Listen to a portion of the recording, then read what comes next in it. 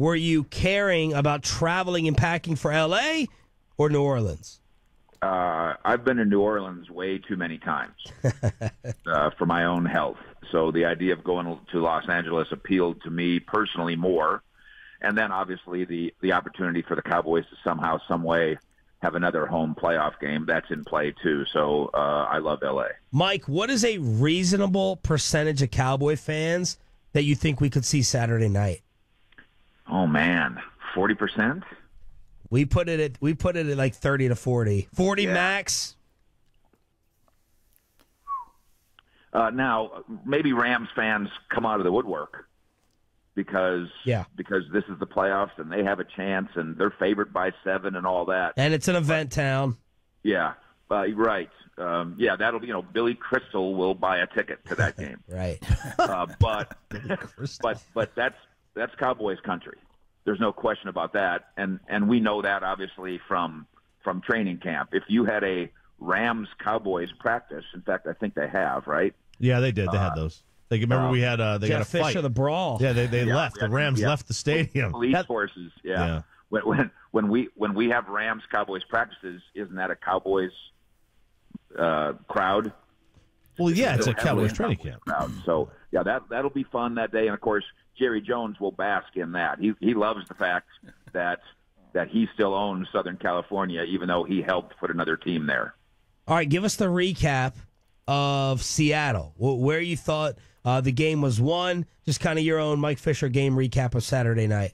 I do think that some defensive trickery and some strategery, is that what Mr. Bush once called it? That was big here. One, and I know I saw it a couple times, but I think they might have done it a lot, where Jalen Smith is a spy on Russell Wilson. Remember the play early in the game where Russell Wilson's in the pocket, then he runs to the right, and Jalen's running east to west with him the entire time. And a spy is like a mirror. Whatever that offensive player does, especially an elusive quarterback, one designated defensive guy, and it can be a defensive end or a safety or whatever, but here it was Jalen. He just moves with him like a mirror. And then not only does Jalen go east to west, at the end, he gets a pass defense. He's so on Russell Wilson. And I think the Cowboys did some of that, and I think that's a big reason why Wilson got controlled here. I also think that, and I talked about this with Malik Collins and with Antoine Woods, I don't think there was much ick'em with Dallas's defensive tackles. I think they just played bully boy. I think they are bigger and stronger and more aggressive than you.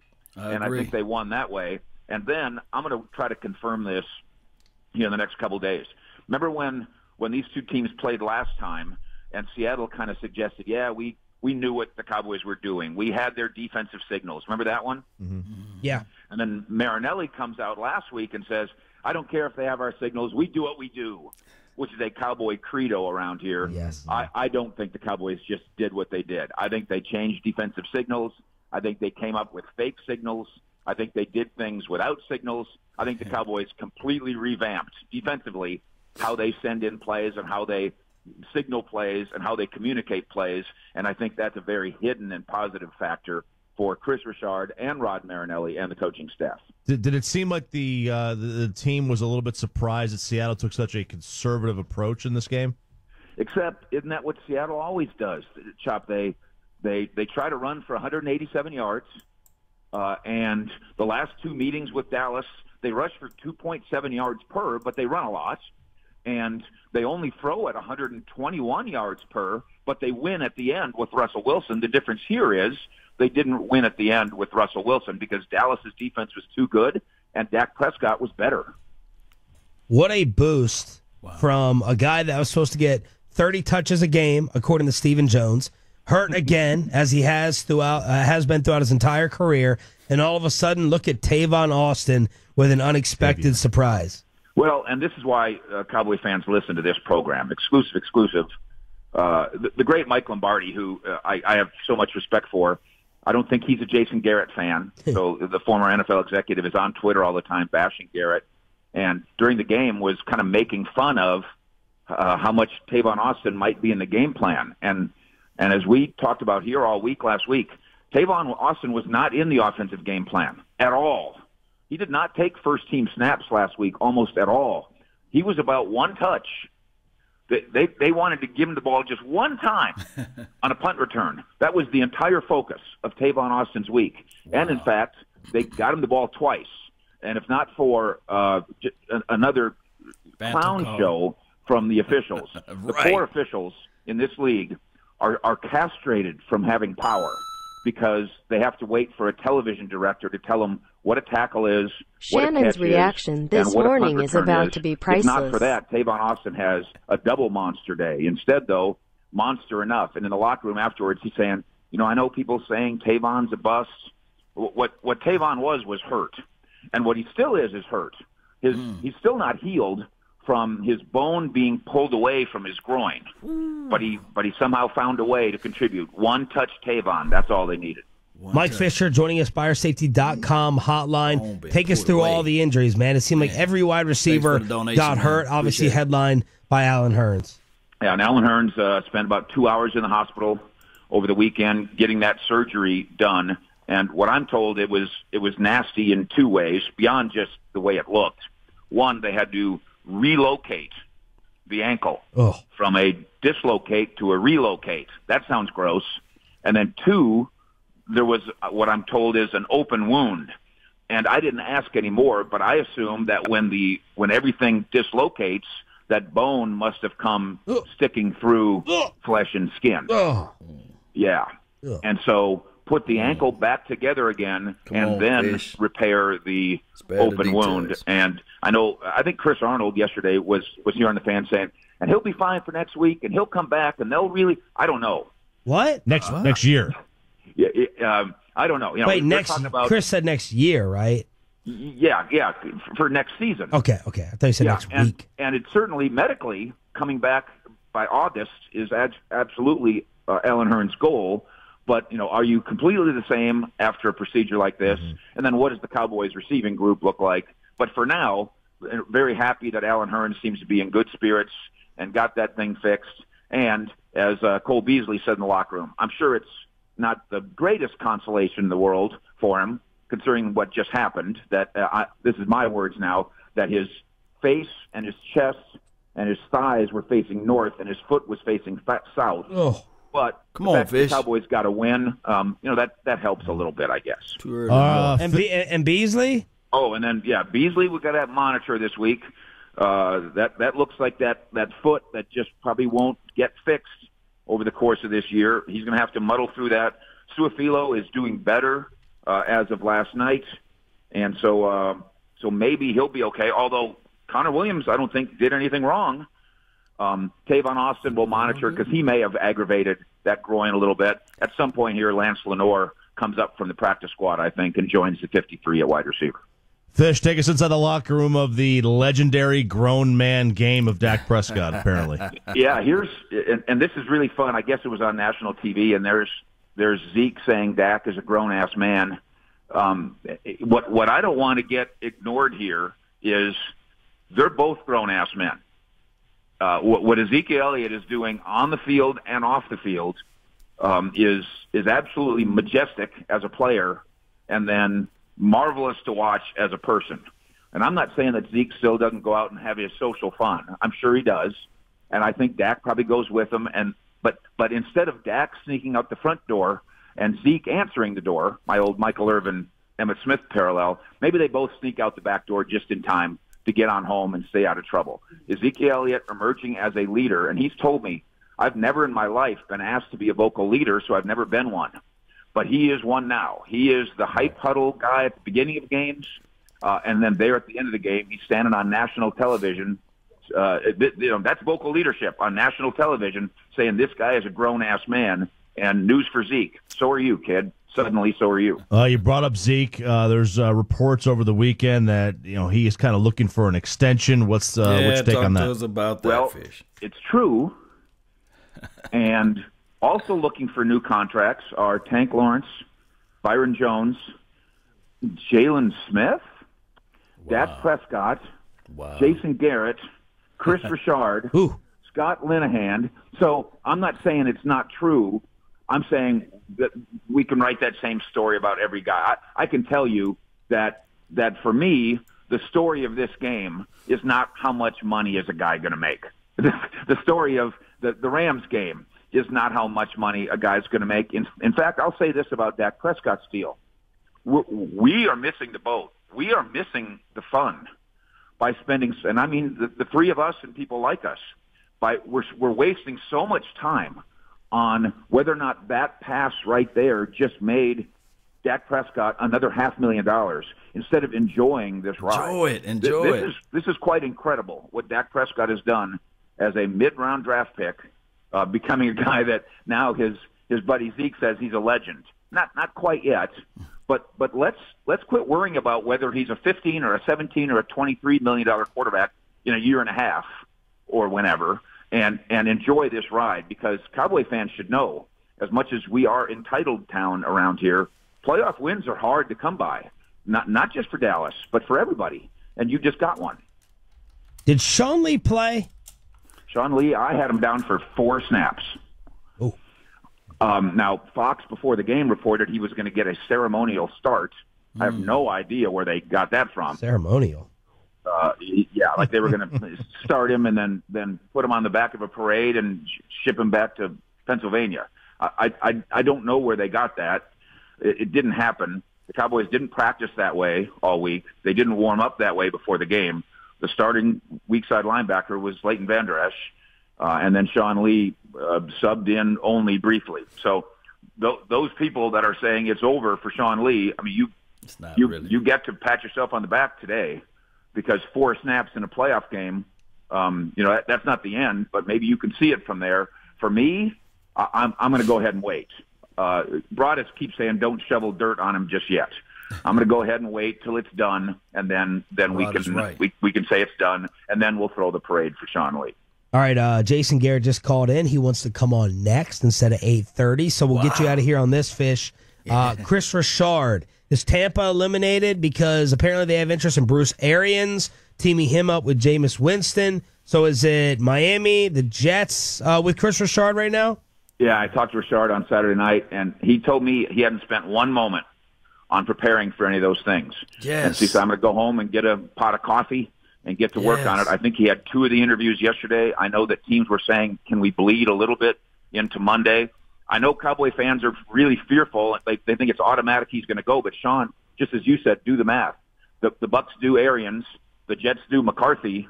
And now it's down to 1 spot with the Dolphins. So I don't think you automatically lose Chris Richard at all. And, of course, if I'm a selfish Cowboy fan, I hope I'm right.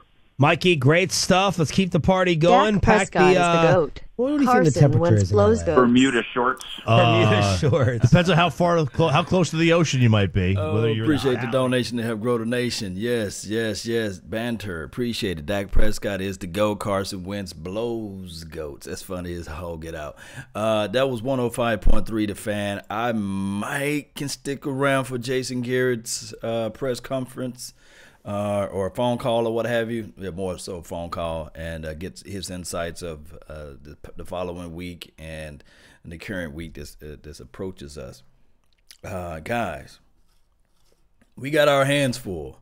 Let's not think that this is a team that we can just say, okay, we're going to walk into L.A., we're going to beat them down because golf sucks and they don't have a threaded wide receiver play and things like that, and looking beyond, start smelling the tea leaves, start looking towards the NFC championship game and all that. One game at a time. It's good though. It's good though, because this is going to feel like a home game. Trust me. They said 40%, but if you guys been down there to that stadium, if you guys been out there for the training camp or what have you, where it was the Cowboys versus the LA Rams practice squad, whatever it was during that time frame. That was Dak Prescott's first opening game as well in 2016. It's not a huge stadium. You guys remember Lucky Whitehead when he got the ball, he ran it all the way to the end zone, and he celebrated in the end zone. That was like many of years ago from now. Like 2016 to 2019, it just feels like it's forever. But what we got to do is still refocus our mind, do what we need to do to win this game. I'm going to sound like a broken record. I'm going to make this say to the millions and millions and millions and millions of times. one game at a time, TOP. We run the rock. We eliminate the turnovers that we can cause, or that we do with the ball. We try to create turnovers when the opposite team or the opposition got the ball. And then on top of that, just throw the ball deep maybe once or twice a half. make these teams, I was trying to say every quarter, but I was set up for once or twice a half, make the defense play honest. I still like the reverse sweep. I hope also, I didn't know that Tavon Austin is a little gimpy a little bit, or limpy, or I guess still battling through that injury. I hope that he can come back in full effect this coming Saturday. So far this year, hey, we undefeated on Saturdays. So, hey, I like the ideal of keeping things the same. So, at the same time, 7:15 Eastern Standard, or Central Standard Time, 8:15 Eastern Standard Time, 7:15 Texas time. Forget that. We will be locked, loaded, and ready. I don't know the call to action will be that everybody wears their white. Yeah, this is from Jaquan Williams. Appreciate you. He said Jason Garrett is the best coach for this team, I think. Man, he's speaking some words. Appreciate you, 10-6-24-13 on the Periscope. Thank you for tuning in to the Nation. J20 back against the wall, underdogs as well. That's how we like it. We like it when everybody have us like under the bus, or thrown in front of the bus, or just look like, hey, these are the old Cowboys, one and done. And guess what? We myth buster that thing up. We're not one and done. So it's hard to win games. And then on top of that, when you get into the playoff, it's even harder to win those particular games. But all I can say is momentum changes everything. And when we got the momentum, when we can play the style of defense that we can play, and our offense is finally clicking. Ooh, boy.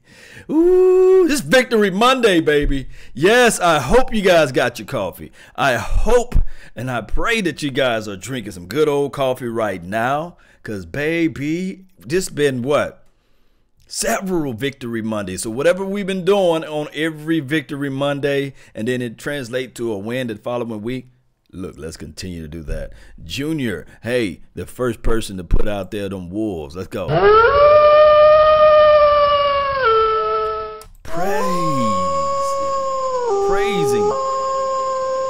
Praising this team. Let's go. Yes, Shy, what's good, man? Law underdog serve us best taste and crow. Yes, it does. Yeah, Tavon Austin didn't look 100, but he even ran against me. Yes, that guy, man. If we can find a good bill of health from him, he's that fast. He's just that good. Lenihan must go regardless of what happens to AV. We'll see, though. We'll see about that. Let's see if they got Jason Garrett on now. Appreciate everybody for tuning in. Don't forget, hit up Mike Fisher. Tell him Law Nation said what's up. And just hit him up. Tweet him out. Let him know that you guys heard him on 105.3 The Fan via the Law Nation show as well. Also, hey, if you close in the area, go hit up Mavericks Bar. It's a cool little, nice little deal. That's Mike Fisher's joint. I know he's very, very humble about it, but the guy got a nice little restaurant and set up. And when we go into that part of town, he always hook us up. Shout out to Mike Fisher, 105.3 The Fan. Still commercial time. Finish the fight. WJ, that's what he's saying. This is what I've been saying all off season. It's okay. It's cool to finish the fight, but we must start the fight, continue to fight, and then we finish that fight. Meaning that I like the mindset of Tank. Tank is all on Twitter. He got I guess not a meme, but a video of him just tanking over somebody. Man, we need to create a new hashtag for that, because he's trying to look for something like a meme or something. But that's what Tank Lawrence can do. Bowl over, punch the opposition in the mouth, and that's how we liked it. That's how we like it. Jalen Smith, the Predator. Yes, Calvin Wilson. Yes, indeed. Yes, Calvin. Yes, the Predator. Hey, I hope he. Yeah, this is Leroy Clark. I hope he does to Dion. Like, you talking about Tavon Austin? Yes. He got that type of skill set to flip the field and to get upfield and chase. man, is just remarkable. No matter the success, no matter the adversity, when you have that, you just give yourself a chance week in and week out. All right, we got a special 740 appearance from the head coach of America's team. Usually Mondays at 8:30. Sean and RJ with Jason Garrett on the BuyerSafety.com hotline. Good morning, Coach. How are you? Coach. Good. How are you guys doing? Doing very well. Congratulations on the awesome victory on Saturday night. The Metroplex is buzzing. Did it feel like, Coach, all the lead up is playoff experience and a young team, and is the game any different? Did it feel like a different game or kind of the same old thing as a regular season one? Well, what you try to do is you try to make it the same, and you try to create an environment and practice every day and each week when you play where you're playing to your absolute best of your ability. And that's what we try to do each and every day here. We try to create competitive environments. So when you get in games like that, it feels the same. You can just go be who you are, the best versions of who you are. And this game the other day was not perfect by any means in any phase of our team, but I do think we played the right way. I thought we played with a great relentless spirit that showed up throughout the ball game in all phases of our team. All right, Coach, kind of give us your game recap. Well, it's one of our favorite things to do with you now, just taking us through the game and what you thought were the biggest factors. Oh, I thought we did good things in the game. You know, from a defensive standpoint, it was going to be critical for us to stop the run. Number one rush team in the NFL, and a team that really wanted to run the ball a lot. And we've seen that from them throughout the year. So it was going to be critical for us to somehow, some way, control the line of scrimmage and be disciplined and tackle well and make sure they didn't get their running game going. I thought for the most part we did a very good job of that.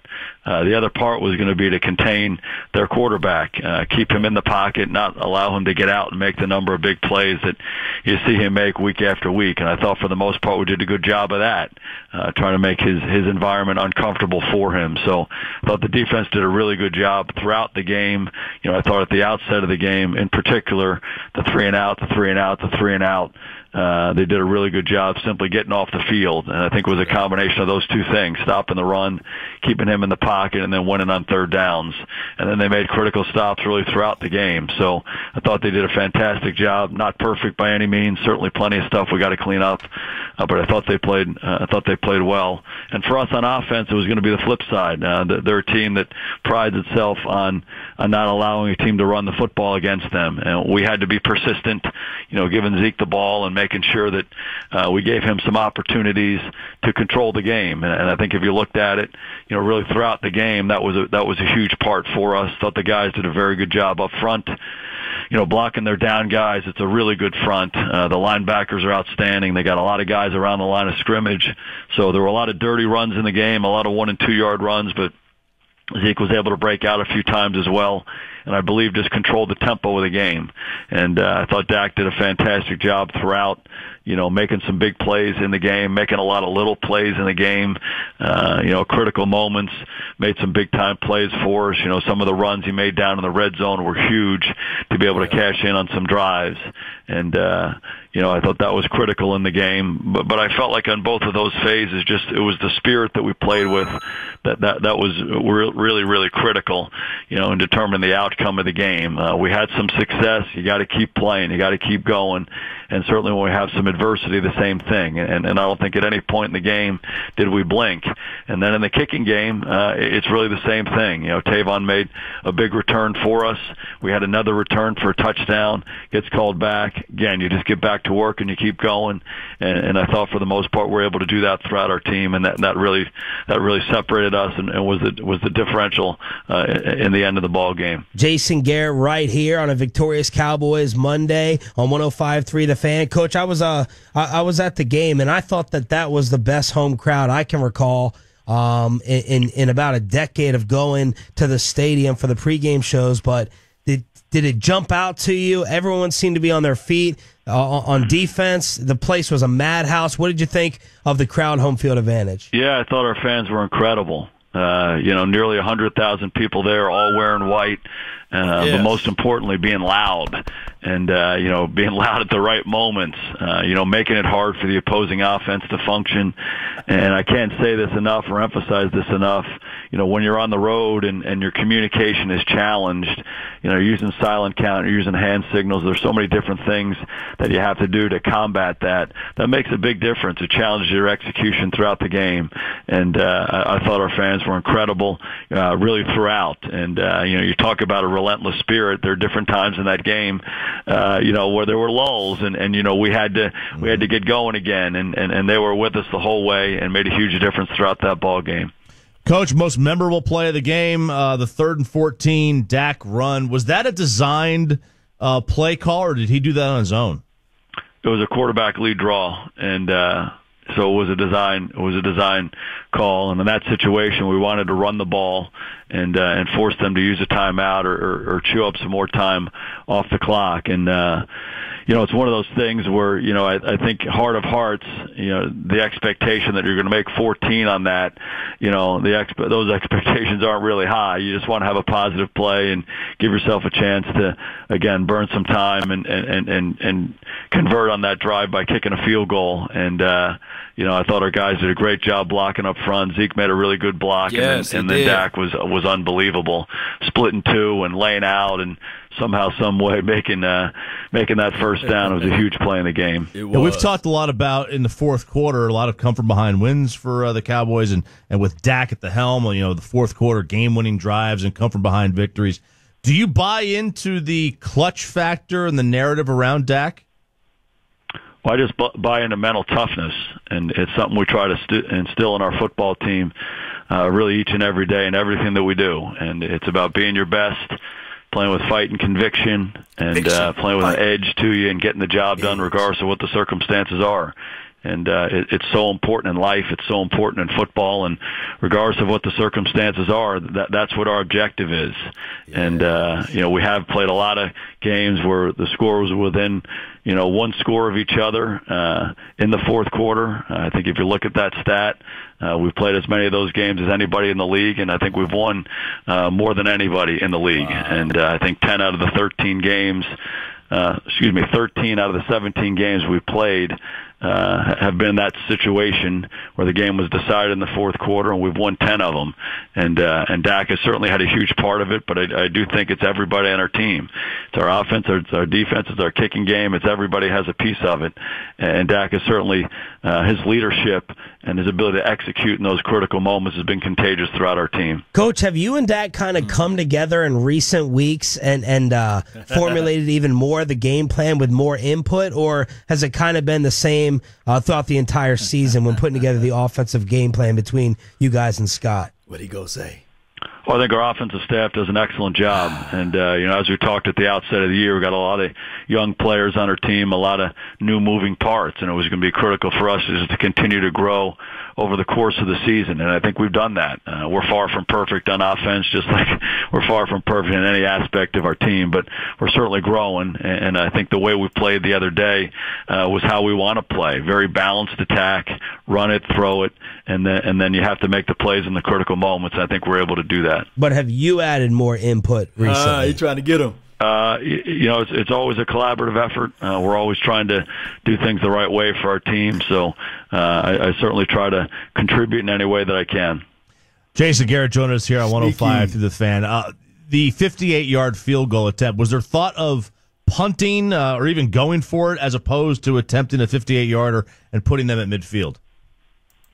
You certainly consider all the different options. I don't know how closely you followed our kicker, though. He's made a 62 for us. He's made a 59.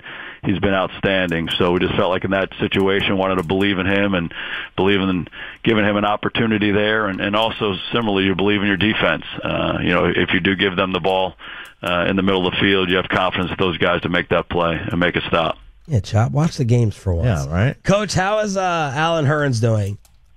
Hearns is doing better. He had surgery on Saturday.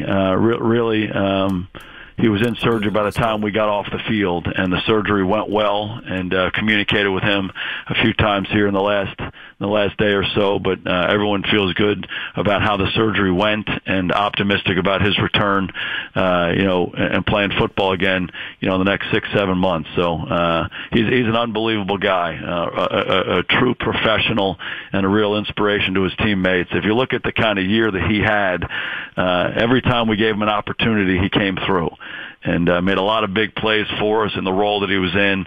No different the other night. Big third down conversion before the injury. So a real pro, really helped our football team this year and has a lot of football left in him. Coach Cole Beasley got banged up. We know Suafilo missed the game. What other injuries are you guys going to be monitoring throughout the week? You mentioned a couple of them. Hang on one second here. Let me think about it. Jason. Yeah, we got a few different guys that are dealing with stuff. Tavon Austin dealing with that same groin. Optimistic about him. Optimistic though. Malik Collins, an ankle. Blake Jarwin, an ankle. A few other guys, but again, optimistic on all those guys that don't know the extent of how much they're going to practice.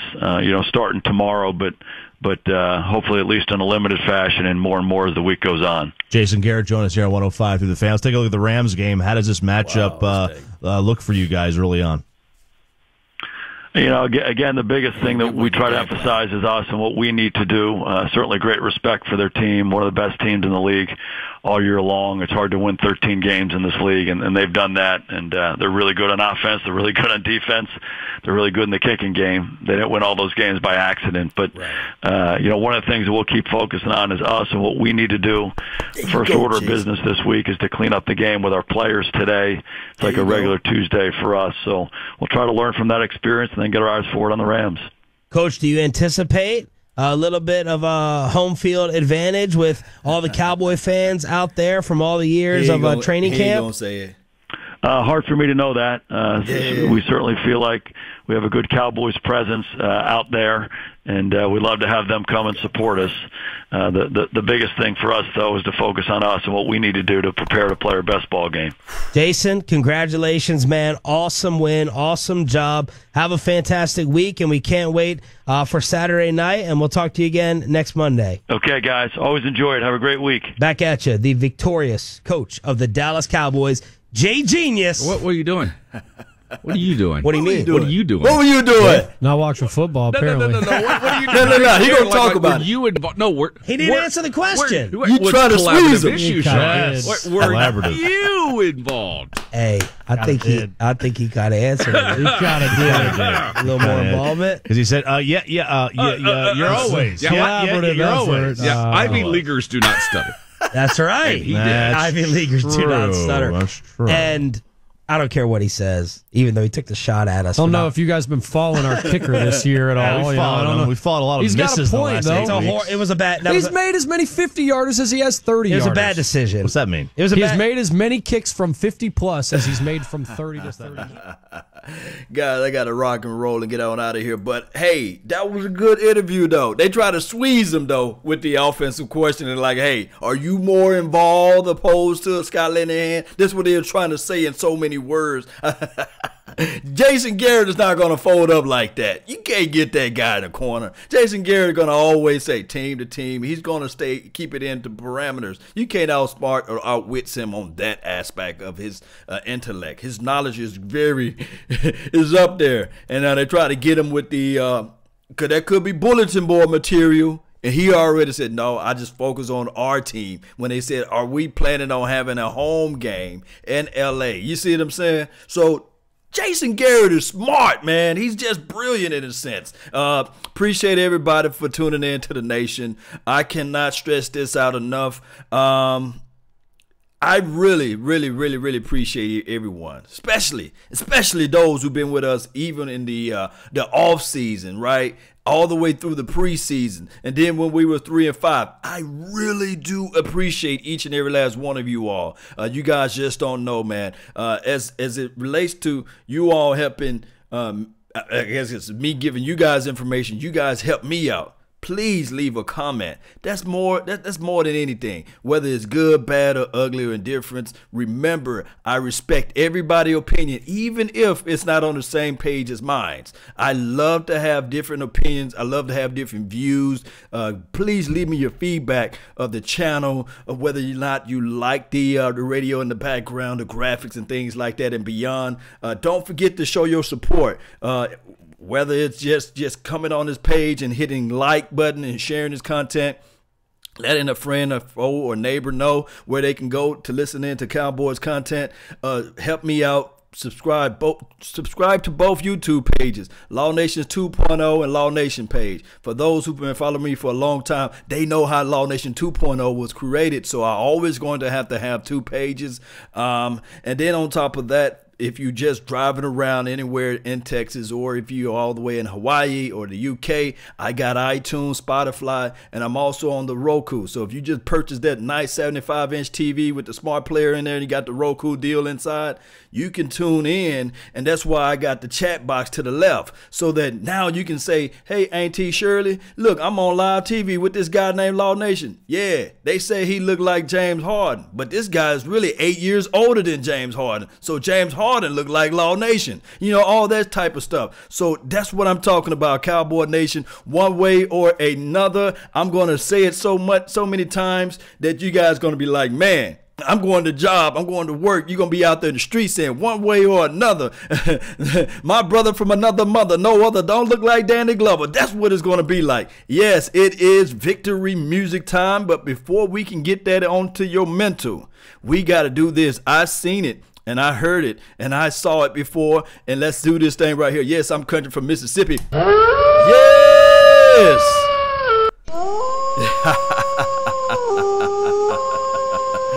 Yes, indeed, God. I cannot make this stuff up, Cowboy Nation. We are back on the grind. We are back into the mix. We finna get this thing going one way or another. You guys heard it. Yes, and remember, you're listening. And I mean, you're absolutely listening to nothing but the best. Let's go, Cowboy Nation. Let's get this thing going. Appreciate everyone. I'm going to read your comments. I'm going to read your posts here, there, and everywhere all throughout the day. I was planning on doing another show, but hey, Jason Garrett interview came in, and I had to do this. And let's listen. Let's go. Let's go, Cowboy Nation. Y'all already know.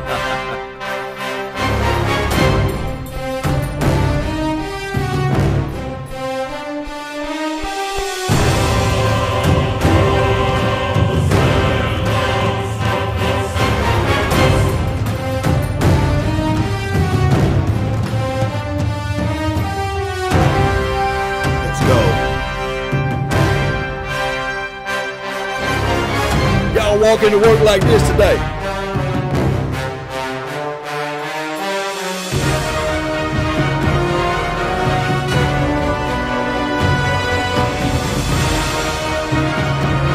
Sit right here.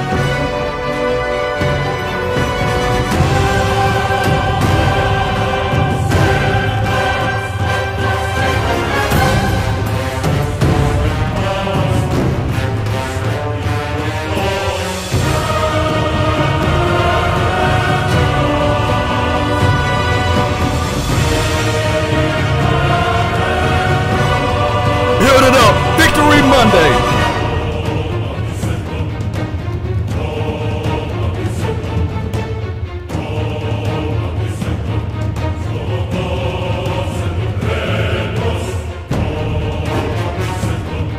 When you're up against your struggles, meet it squarely face to face. Lift your chin, set your shoulders, plant your feet and take a brace. When it's vain to try to dodge it, do the best that you can do. You may fall, you may conquer, see it through. Black may be the clouds about you and your future may seem grim. But don't let your nerves desert you. Keep yourself in fighting trim. Even the worst may be even about you. Remember, just remember, Cowboys Nation. Keep your head high. You're not facing what anybody else have not faced. You're facing what other legends have met. Keep your head high. Look forward to the sky. See this through. See this through.